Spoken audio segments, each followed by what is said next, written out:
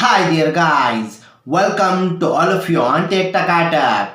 टिक टकाटक टेक टकाटक। आज के वीडियो में हम समझेंगे कि फेज न्यूट्रल और अर्थिंग क्या होता है, कैसे हम अपने बिजली बिल को कम कर सकते हैं और पोल्स पे बैठे हुए पक्षी को करंट क्यों नहीं मारता। एंड ऑफ द वीडियो हम समझेंगे कि न्यूट्रल तार हमारे घरों तक कैसे आता है। So let's begin.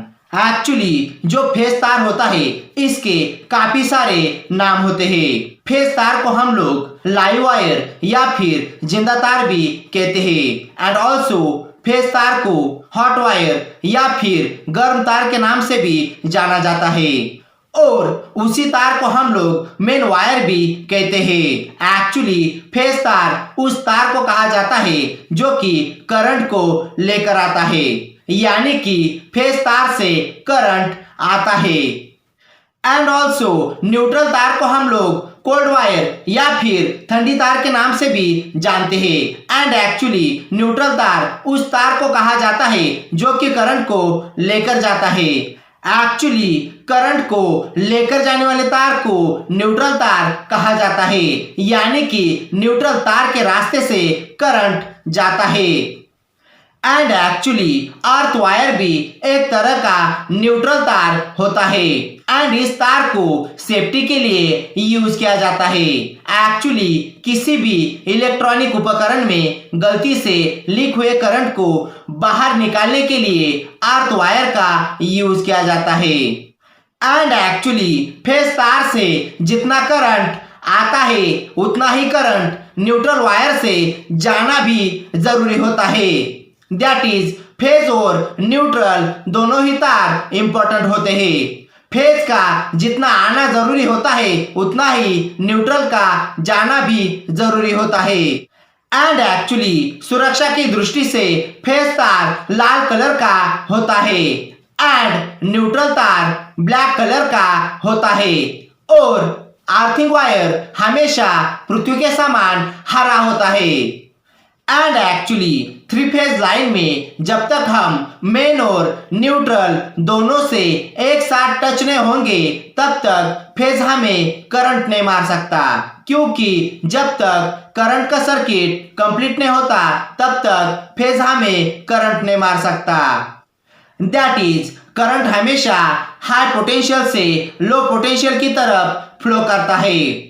So actually जो न्यूट्रल तार होता है इसका पोटेंशियल 0 होता है। इसी वजह से जब तक आप न्यूट्रल तार से टच नहीं होंगे तब तक आपको बिजली का झटका नहीं लग सकता, क्योंकि बिजली का झटका लगने के लिए करंट की साइक्लिंग यानी कि करंट का सर्किट पूरा होना चाहिए, तभी आपको बिजली का झटका लग सकता है। इसी वजह से मेन लाइन पर बैठे हुए पक्षियों को करंट नहीं मारता, क्योंकि करंट हमेशा एक ही दिशा में फ्लो करता है और करंट का सर्किट पूरा होने के लिए न्यूट्रल की आवश्यकता होती है। सो जब तक पंछी न्यूट्रल तार से टच नहीं होंगे तब तक वो सेफ रहेंगे और जब वो पंछी न्यूट्रल तार से टच होंगे तब वो पंछी वहीं पर मर जाएंगे। यानी कि अगर हमने किसी इंसान को बिजली के तार से लटका दिया तो इंसान जब तक न्यूट्रल तार से टच नहीं होगा तब तक उसको बिजली का झटका नहीं मार सकता। वही अगर हम बात करेंगे इलेक्ट्रिक ट्रेनों के बारे में तो एक्चुअली बिजली से चलने वाली ट्रेनों के ऊपर जो तार होता है उसमें फेज करंट होता है, वो तार फेज का तार होता है और ट्रेन की जो पटरी होती है वो जमीन से टच होती है और जमीन न्यूट्रल का काम करती है। एक्चुअली पृथ्वी यानी कि जमीन को सबसे बड़ा न्यूट्रल माना जाता है। सो ट्रेन को जमीन से न्यूट्रल मिलता है और ट्रेन चलती है। इसी वजह से ट्रेन पर खड़ा कोई इंसान फेज के तार को छूता है तो उसे करंट मारता है, क्योंकि तार में फेज करंट होता है और फेज को ट्रेन के रास्ते से जमीन से न्यूट्रल मिलता है। इसी वजह से ट्रेन पर खड़ा कोई इंसान फेज के तार को छूता है तो उसे करंट मारता है, क्योंकि तार में फेज करंट होता है और फेज को ट्रेन के रास्ते से जमीन से न्यूट्रल मिलता है। इसलिए ट्रेन पर खड़े आदमी को करंट का झटका लगता है, यानी कि करंट को जब तक लौटने का रास्ता नहीं मिलता करंट नहीं मारता। एंड एक्चुअली जो ट्रांसमिशन लाइन होता है उसमें न्यूट्रल को जानबूझकर यूज नहीं किया जाता, क्योंकि अगर गलती से कोई इंसान उसे टच करे तो उसे केवल फेज मिले, और अगर हम न्यूट्रल देंगे तो करंट को लौटने का रास्ता मिल जाएगा और करंट उस आदमी को वहीं पर मार देगा। जैसे कि ये जो यहाँ पर बैठे हुए पक्षी है इनको करंट नहीं मार सकता, क्योंकि ये सभी पक्षी फेस पर बैठे हैं, न्यूट्रल मिलेगा तभी मारेगा। एंड एक्चुअली ये जो तीनों तार दिखाई देते हैं ये आपके फेज के तार है, और ये जो चौथा तार दिखाई देता है ये आपका न्यूट्रल है। एक्चुअली चार में से एक जो होता है ये आपका न्यूट्रल होता है, जैसे कि ये सभी पक्षी फेज पर बैठे हैं।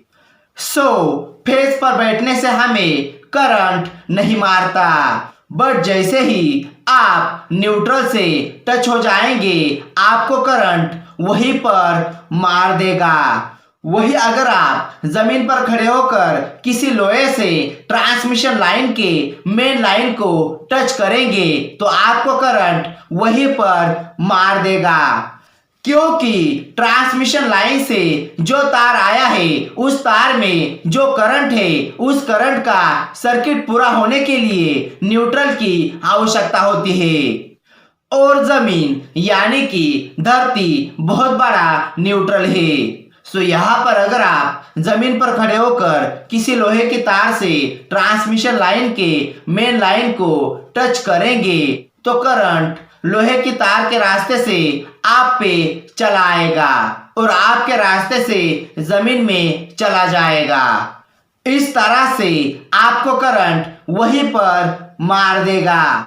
देखिए रेलवे का जो ओवरहेड इक्विपमेंट वन वायर गया रहता है, अगर आप इस वायर को पकड़ के लटक जाते हैं तो यहाँ पर आप केवल एक फेज बन जाएंगे, यानी कि फेज वायर से करंट आपके बॉडी में घुसने पर भी आपको झटका नहीं मारेगा, क्योंकि झटका मारने के लिए न्यूट्रल की आवश्यकता होती है और आप न्यूट्रल नहीं है तो आप कहेंगे कि ट्रेन कैसे चलती है।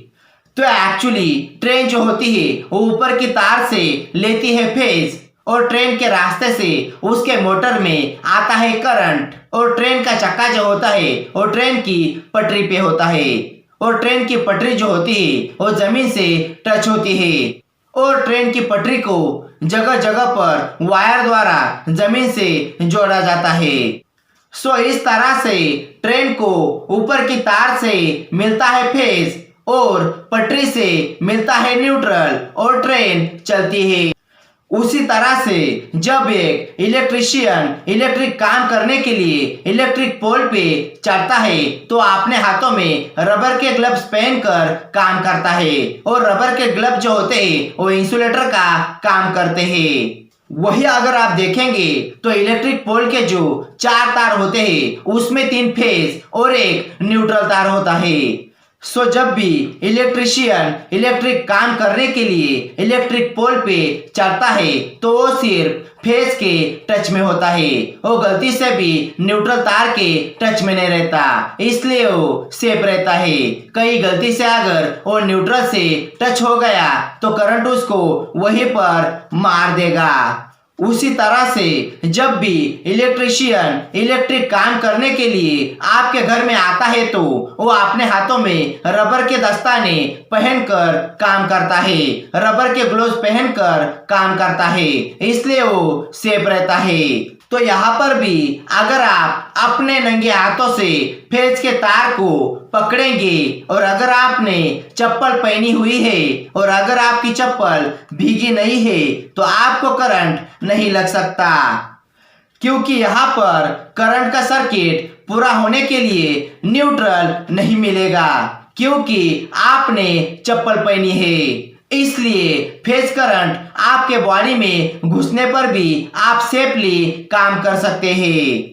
बट कहीं गलती से अगर दूसरा कोई आदमी आपको छुएगा तो करंट उस आदमी के रास्ते से जमीन में घुसेगा और वो आदमी वहीं पर मर जाएगा।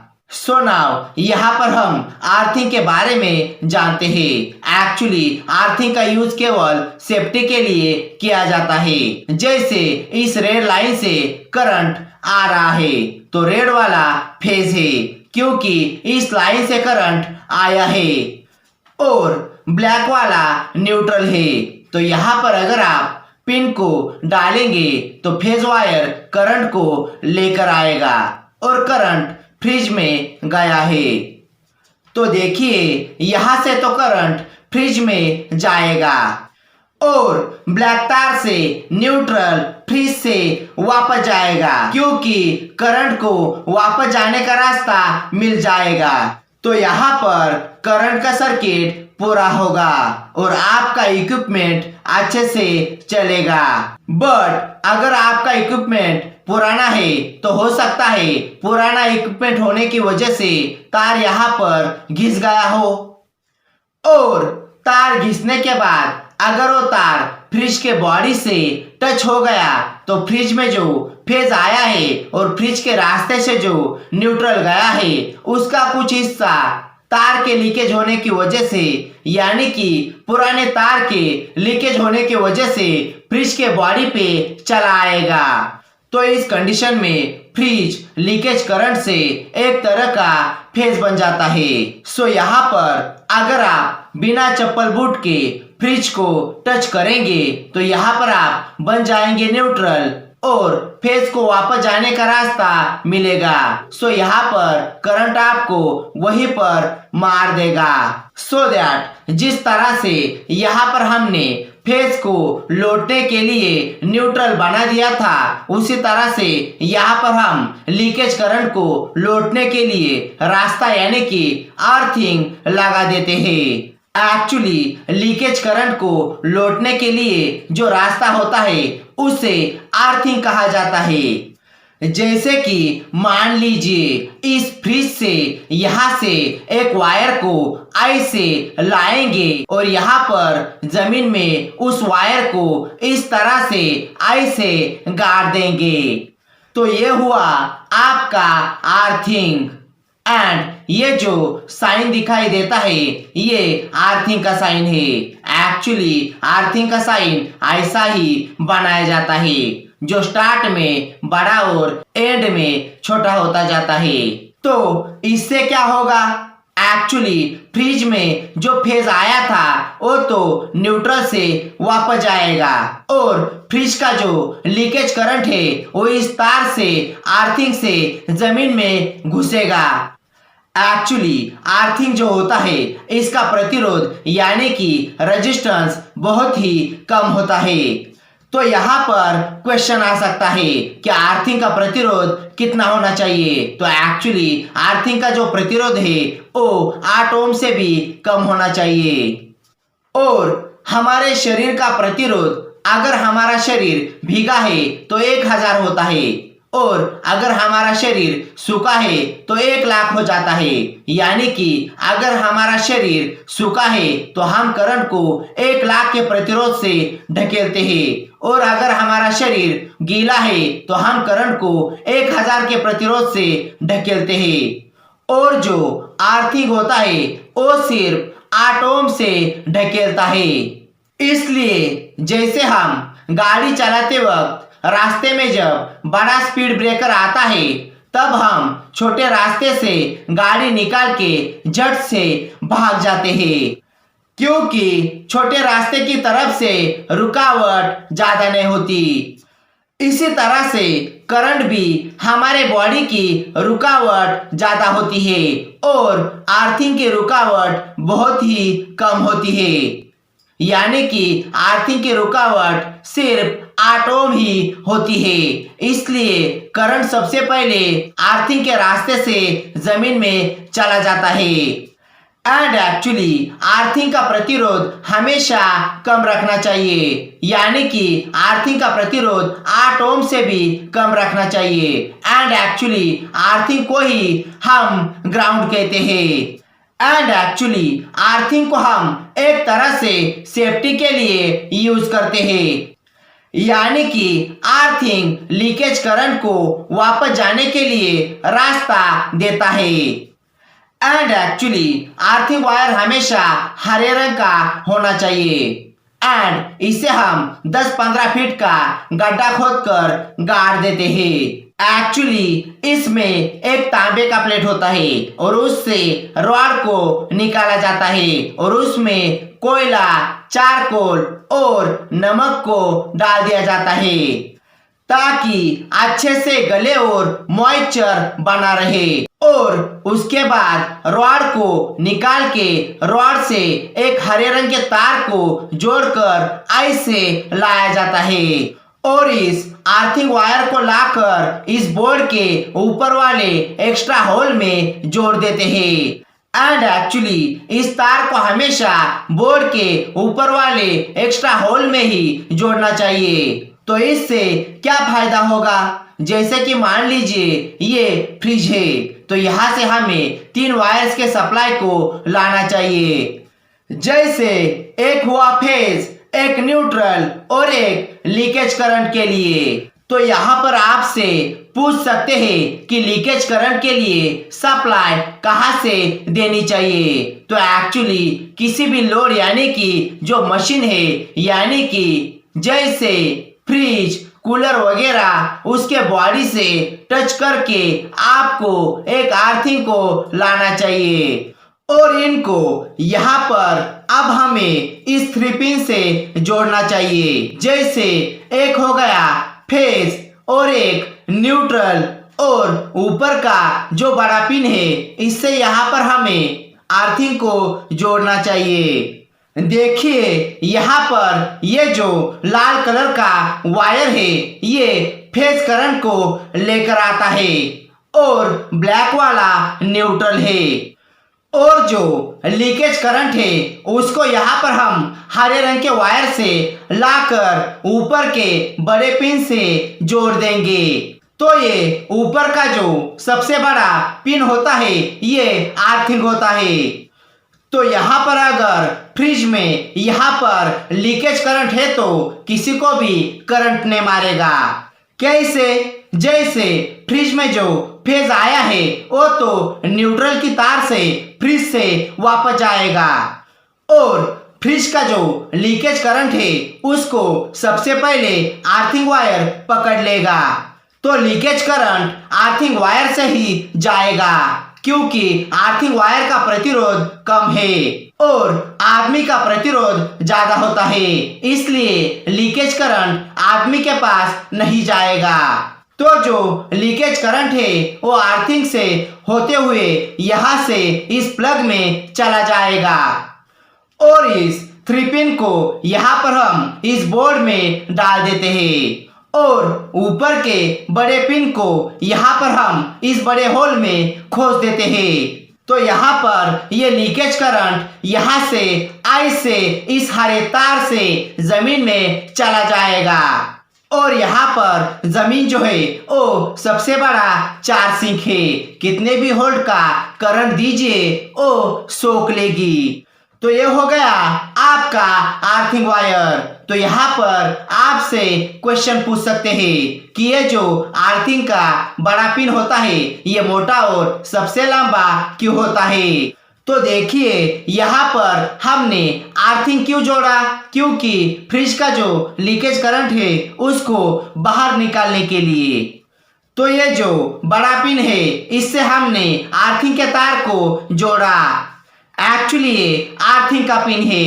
तो यहाँ पर इम्पोर्टेंट क्या है, फ्रिज से करंट को लेकर जाना। भले ही फ्रिज देर से चले लेकिन करंट न मारे। तो जब भी हम यहाँ से इस फ्रिज के इस आर्थिंग तार को यहाँ पर इस बड़े पिन से जोड़ेंगे और फेज और न्यूट्रल को यहाँ पर हम इन दोनों से जोड़ेंगे और जब हम इस 3 पिन को इस 3 पिन प्लग में डालेंगे तो सबसे पहले 3 पिन का जो सबसे बड़ा पिन है यानी कि अर्थिंग पिन अंदर घुसेगा और जैसे ही वो अंदर घुसेगा वो झट से लीकेज करंट को लेकर यहाँ से होते हुए आई से अर्थिंग से जमीन में घुसेगा और उसके बाद फेज और न्यूट्रल दोनों घुसेंगे और तब ये दोनों फ्रिज को फेज और न्यूट्रल देंगे और फ्रिज चालू होगा। बट यहाँ पर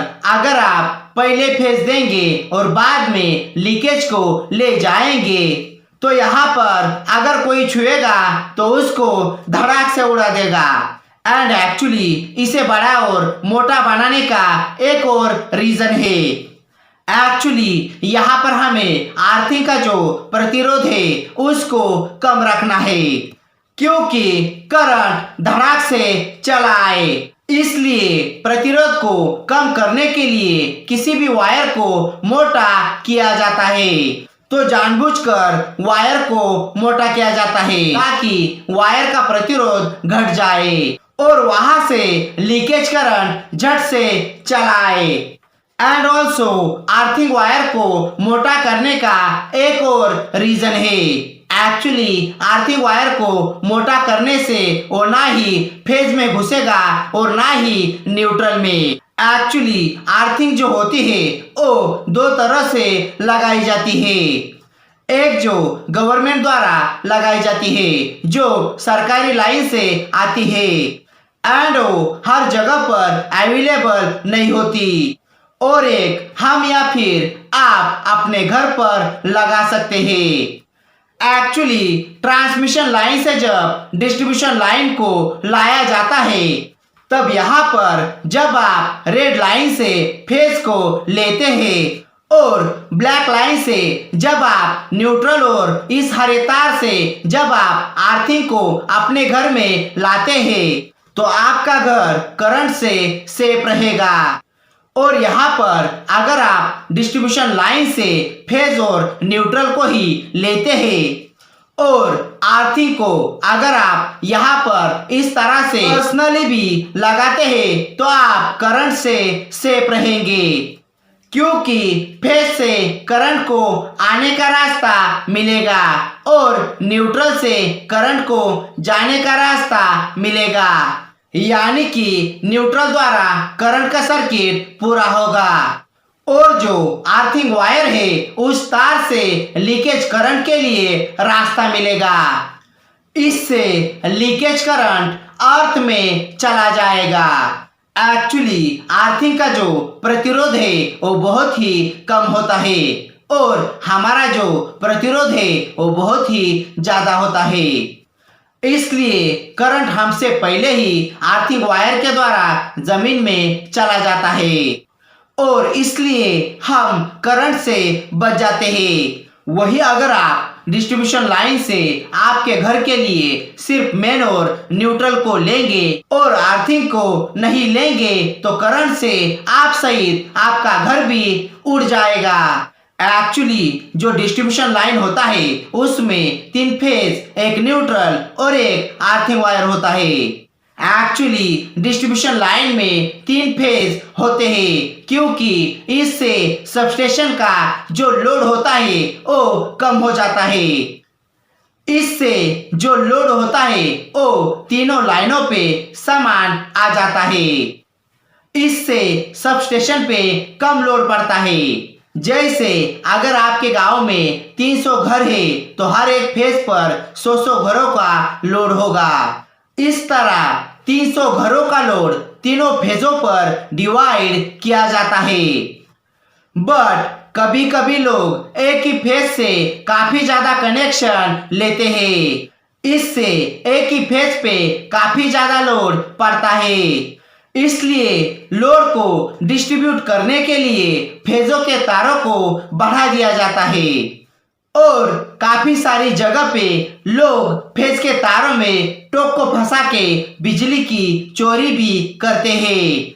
इसलिए इस तरह की बिजली की चोरी को कम करने के लिए बिजली विभाग ने एपीसी वायर का काम चालू किया है और काफी सारे लोग पर्सनल अर्थिंग को लगा के न्यूट्रल तार को काट के बिजली की चोरी करते थे। एक्चुअली जो पुराने मीटर्स थे उनमें इस तरह की चोरी होती थी, इसलिए उन मीटर्स की जगह पर डिजिटल मीटर्स को लगा दिया गया है। एक्चुअली इन मीटर्स में इस तरह की बिजली की चोरी कोई भी नहीं कर सकता।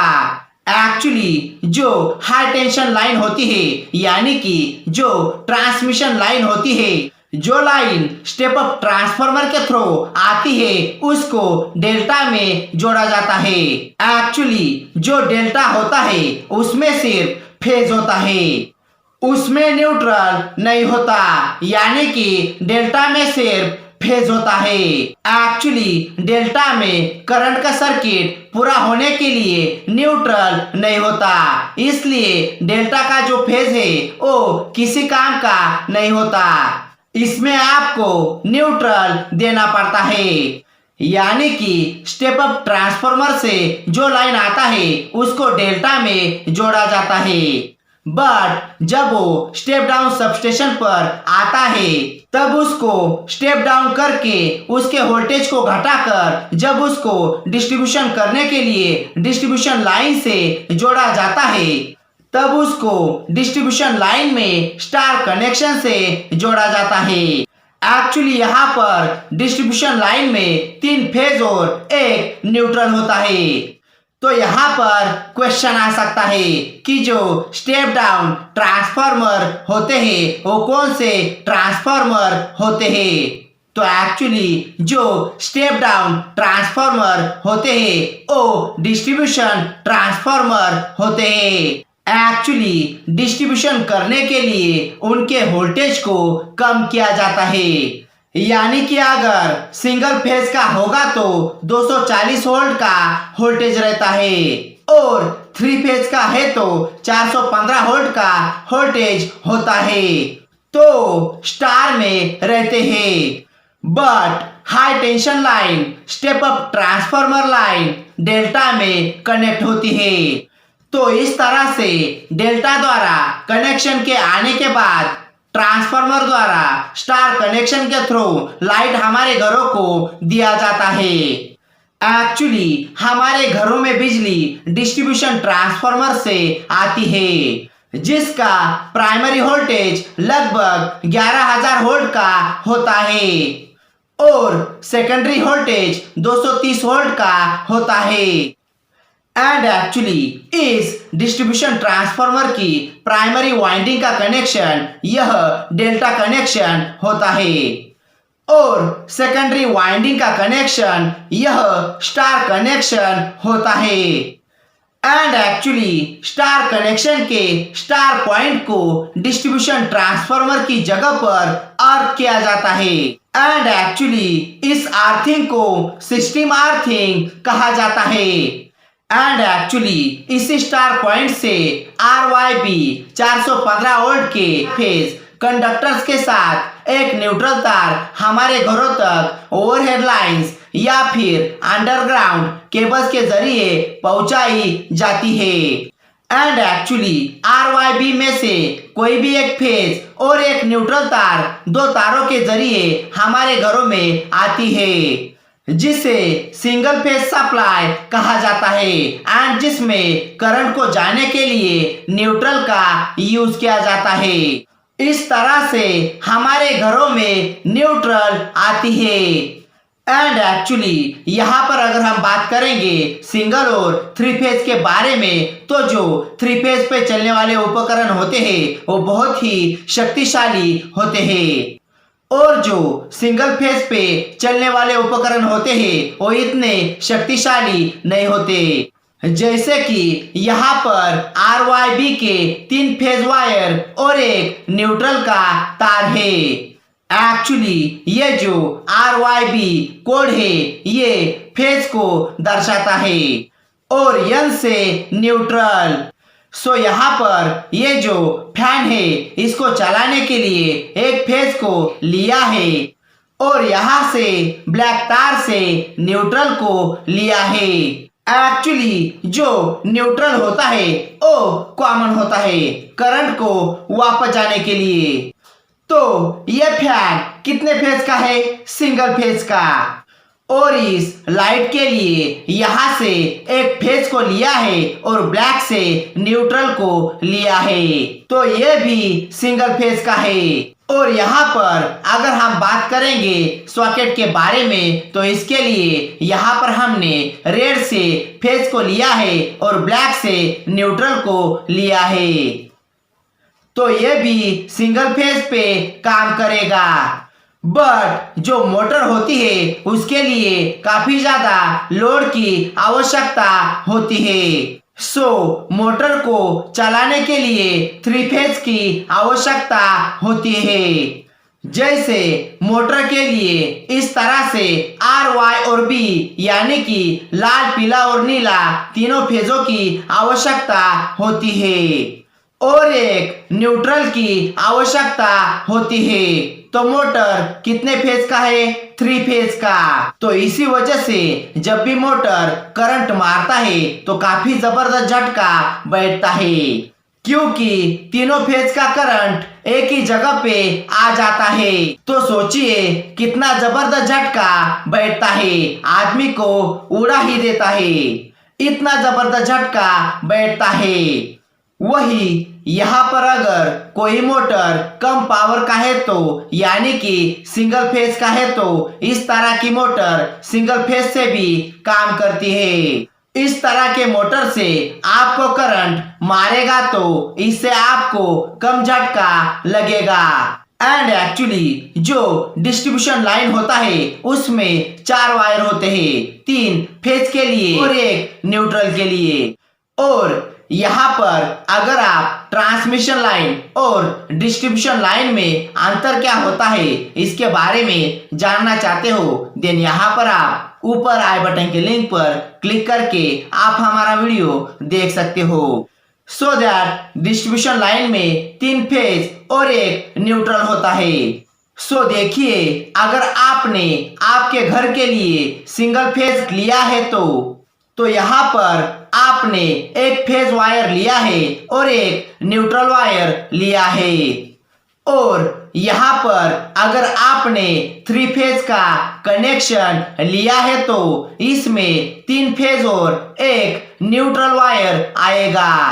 अब आपने यहाँ से 1 फेज लिया और 1 न्यूट्रल, तो फेज यहाँ से होता हुआ न्यूट्रल से पोल पे वापस जाएगा। तो पोल से वो करंट कहाँ पे जाता है? तो एक्चुअली वो करंट पोल से जाता है ट्रांसफार्मर के पास, और ट्रांसफार्मर के पास उसे तार द्वारा ग्राउंड किया जाता है। और यहाँ पर अगर आप ट्रांसफार्मर क्या होता है एंड ट्रांसफार्मर के पार्ट्स कितने होते हैं इसके बारे में जानना चाहते हो, देन यहाँ पर आप end of the video and screen पर क्लिक करके आप हमारा वीडियो देख सकते हो।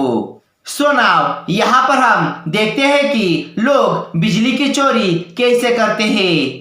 जैसे कि यहाँ पर अगर आपने सिंगल फेज का मीटर लिया है तो यहाँ पर आप 1 फेज लेंगे और 1 न्यूट्रल, तो यहाँ से इनपुट आएगा और यहाँ से आउटपुट आपके घर में जाएगा। तो यहाँ पर चोरी करने वाला क्या करता है, यहाँ से फेज को ले जाता है और न्यूट्रल को बीच में से काट देता है और उसे टेप से चिपका देता है। सो नाउ यहाँ पर तो आपके घर में सिर्फ फेज ही आएगा जो कुछ काम का नहीं है, क्योंकि फेज से आपके घर के इक्विपमेंट्स यानी कि फ्रिज फैन को चलाने के लिए न्यूट्रल नहीं है। तो यहाँ पर वो आदमी अपनी पर्सनल अर्थिंग को लगा देता है और उस अर्थिंग को फेज से जोड़ देता है।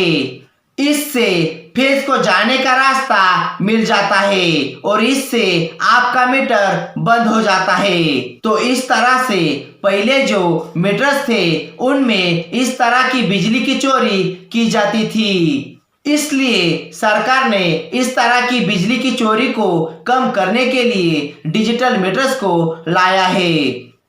अब इस तरह के मीटर्स को लगाने से कोई भी मीटर्स के द्वारा इस तरह की बिजली की चोरी नहीं कर सकता, क्योंकि जो डिजिटल मीटर्स होते हैं उनके ऊपर एक बटन होता है जो वोल्टेज, एम्पियर और बिल को चेक करता है। तो अगर आप इस तरह से बिजली की चोरी करने जाएंगे तो ये झट से आपको पकड़ लेगा।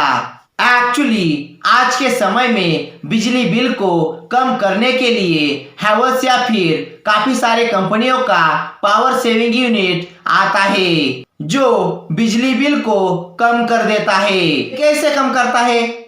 तो एक्चुअली ये पावर फैक्टर को 0.8 से ऊपर बढ़ा देता है, यानी कि 1 के करीब पावर फैक्टर को लेके जाता है, जिससे बिजली बच जाती है। सो नाउ यहाँ पर हम पावर फैक्टर को समझते हैं। एक्चुअली पावर फैक्टर जो होता है यहाँ पर सबसे बेस्ट पावर फैक्टर 1 को माना जाता है, बट हमारे घरों में पावर फैक्टर 1 नहीं रहता, 1 से कम रहता है। तो यहाँ पर पावर फैक्टर 0.8 तक है तो ये लगभग 1 के करीब होता है। बट अगर पावर फैक्टर 0.8 से कम है, यानी कि 0.7, 6, 5, 4, 3, 2, तो यहाँ पर आपकी बिजली खर्च हो रही है। तो इस पावर फैक्टर को आपको 1 के करीब रखना होगा। 0.8 है तो ठीक है। सो नाउ यहाँ पर हम पावर फैक्टर को देखते हैं। एक्चुअली हम जो लोड वगैरह यूज करते हैं वो 3 तरह के लोड्स होते हैं।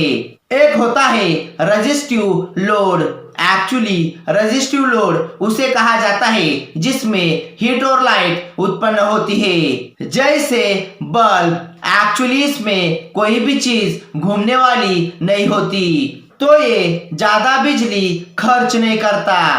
बट अगर आपका कोई इक्विपमेंट इंडक्टिव लोड पे चलता है, किसी अल्टरनेटर द्वारा चलता है, जैसे फैन या फिर मोटर, तो ये सभी इक्विपमेंट्स काफी ज्यादा बिजली की खपत करते हैं। या फिर कोई भी चीज जिसमें कॉइल का प्रयोग होता है जो इंडक्शन के द्वारा घूमता है, उसे इंडक्टिव लोड कहते हैं।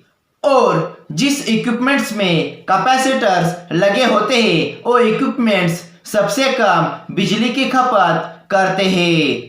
सो एक्चुअली जो अल्टरनेटिव करंट होता है वो वेव की तरह चलता है, सांप की तरह चलता है। और जो ट्रेन होती है वो डायरेक्ट करंट होता है। अगर सीधे गया तो डायरेक्ट करंट, और अगर वेव की तरह गया तो अल्टरनेटिव करंट। तो अल्टरनेटिव करंट को बनाने वाला अल्टरनेटर और डायरेक्ट करंट को बनाने वाला dynamo. So direct current dynamo को डीसी जनरेटर कहते हैं और अल्टरनेटिव करंट को बनाने वाले अल्टरनेटर को एसी जनरेटर कहते हैं। तो एक्चुअली इसके बारे में हम लोग नेक्स्ट पार्ट में डिस्कस करेंगे। तो एक्चुअली हमारे घरों में जो करंट आता है वो वेव की तरह चलता है और इसी को फ्रीक्वेंसी कहा जाता है। और फ्रीक्वेंसी का मतलब फेरा होता है। और हमारे घरों में जो करंट आता है उसकी फ्रीक्वेंसी 50 होती है। तो जैसे यहाँ पर आपको सांप के ये जो 2 फेरे दिखाई देते हैं, तो ये जो फेरे हैं ये सांप की फ्रीक्वेंसी है। एक्चुअली यहाँ पर सांप की फ्रीक्वेंसी 2 है। फ्रीक्वेंसी यानी कि हम 1 सेकंड में कितने फेरे मारते हैं। एक्चुअली यहाँ पर सांप की फ्रीक्वेंसी 2 है, यानी कि वो 1 सेकंड में 2 फेरे मारता है। और हमारे घरों में जो करंट आता है उसकी फ्रीक्वेंसी 50 होती है, यानी कि 1 ही सेकंड में वो 50 फेरे मारता है। एक्चुअली हमारे घरों में जो करंट आता है उसमें दो चीजें होती है। एक होता है वोल्टेज जो कि करंट को धकेलता है, और एक होता है करंट जो इलेक्ट्रॉन आ रहे होते हैं। तो वोल्टेज और करंट दोनों का जो फेरा होता है, जो वेव होता है, वो एक के ऊपर एक रखना चाहिए, तभी अच्छा माना जाता है। तो जितने भी रेजिस्टिव लोड होते हैं या फिर कैपेसिटिव लोड होते हैं, इसमें यहाँ पर जो डायग्राम है, यहाँ पर काले रंग के वोल्टेज और लाल रंग के करंट को देख सकते हो। तो ये दोनों एक के ऊपर एक होते हैं, इसलिए आपका पावर फैक्टर सेम होता है। और अगर ऊपर नीचे रखेंगे तो एक आ जाता है, इसलिए इसे अच्छा माना जाता है। बट जब भी आप कॉइल को लगाते हैं, यानी कि इंडक्टिव लोड को लगाते हैं, यानी कि मोटर या फिर फैन, तो इसमें घूमने वाला पंखा करंट को रोक लेता है। तो इसलिए इसका ग्राफ ऐसे बनता है। जैसे यहाँ पर काला मतलब वोल्टेज का ग्राफ आगे चला जाता है और करंट पीछे रह जाता है। तो यहाँ पर अगर वोल्टेज आगे चला गया और करंट पीछे रह गया तो करंट को ऊपर रख के वोल्टेज से डिवाइड करेंगे तो पॉइंट में चला आता है। तो यहाँ पर आपका पावर फैक्टर एक से नीचे जाने लगता है। तो इसलिए आपको जरूरत है जो आपका करंट पीछे है उसको आप ढकेल के वोल्टेज के बराबर करें। बट ये पॉसिबल नहीं है, क्योंकि मोटर जब भी घूमेगा तो करंट पीछे ही रहेगा और वोल्टेज आगे चला जाएगा। तो इसके लिए आपको हैवेल्स का मशीन लगवाना होगा। तो ये क्या करता है? एक्चुअली आप जब भी मोटर को स्टार्ट करेंगे, पावर फैक्टर करंट को ढकेल के बहुत ही आगे भेज देता है और उसके बाद वोल्टेज को छोड़ता है। इस तरह से करंट जो धीमा होता है उसके पीछे से आकर वोल्टेज एक वेव बना देता है। इस तरह से हमारा पावर फैक्टर लगभग एक के करीब आ जाता है और इससे बिजली की बहुत ही ज्यादा बचत हो जाती है। और यहाँ पर अगर आप बिजली कैसे बनती है, बिजली कितने प्रकार से बनती है और बिजली हमारे घरों तक कैसे आती है, इसके बारे में जानना चाहते हो, देन यहाँ पर आप end of the video and screen पर क्लिक करके आप हमारा वीडियो देख सकते हो। नेक्स्ट वीडियो में हम लोग समझेंगे एसी और डीसी करंट में क्या अंतर होता है एंड ऑल्सो अल्टरनेटर और डायनेमो में डिफरेंस क्या होता है और जनरेटर किस तरह से काम करता है। सो दैट यह थी पूरी जानकारी फेज न्यूट्रल और अर्थिंग के बारे में। वीडियो कैसा लगा आप हमें कमेंट करके बता सकते हैं एंड इसके बारे में और भी जानकारी चाहिए होगी देन इसका लिंक मैंने डिस्क्रिप्शन बॉक्स में दिया हुआ है। और अगर आप चाहे देन हमें अदर सोशल मीडिया प्लेटफॉर्म पे भी फॉलो कर सकते हो। एंड अगर आप इस तरह के और भी informative electrical and technical videos को देखना चाहते हो देन ऊपर आई बटन के लिंक पर क्लिक करके आप हमारे all informative electrical and technical videos को यूट्यूब पर देख सकते हो। सो दैट इस वीडियो को आप ज्यादा से ज्यादा शेयर करें ताकि इससे और भी लोगों का फायदा हो सके एंड लाइक एंड सब्सक्राइब करना ना भूले क्योंकि इससे हमें मोटिवेशन मिलता है। And most important hit that bell icon ताकि इससे हमारी आगे आने वाली वीडियोस की नोटिफिकेशंस आपको सबसे पहले मिल सके। So that thanks for joining me, stay tuned with me on Tech Takatak. Bye bye.